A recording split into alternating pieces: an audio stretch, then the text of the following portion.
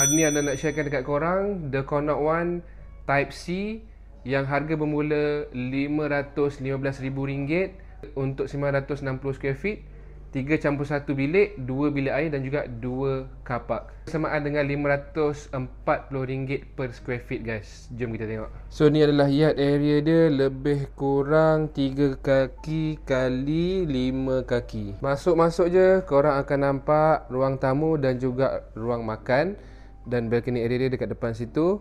And then belah kanan ni kitchen area dia. Dan yang bilik campur satu tu ni lah bilik dia sebenarnya. Ni ada bilik belakang ni. Okay, dan dia sebenarnya ada dinding lah dekat sini. So dekat sini korang boleh jadikan kitchen area ke, nak jadikan bilik ke, ataupun korang nak pecahkan dinding ni, nak bagi luas lagi korang punya ruang makan ni ke pun boleh, tak ada masalah. Layout dia, bilik master dekat situ, and then bilik yang kedua dan ketiga dekat sini berserta dengan bilik air lah. Jom kita tengok dulu balcony area dia. So ni Ana cakap yang specialnya, okay, dia punya balcony dia sambung dengan yard area dia. Lebih kurang 4 kaki kali 14 kaki guys, campur sekali dengan yard area ni lah. And then yard area ni korang boleh buat tempat untuk buat laundry. Okay, dekat sini bolehlah pasang ni lah untuk sidai baju. Jom kita tengok bilik master dia guys. Ni adalah bilik master dia. Masuk-masuk, bilik air dekat depan. Belah kiri ni tempat untuk ruangan bilik lah. Besar bilik ni boleh masuk satu katil king side table kiri kanan, ada lagi ruang kiri dan kanan.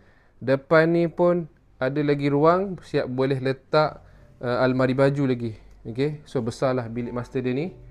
Tingkap dia lebih kurang 4 kali 6 kaki. Bilik air dia pula besar juga guys. Bilik air dia kaki setengah kali 8 kaki. Jom kita tengok bilik yang kedua dan juga yang ketiga berserta bilik air kat luar ni.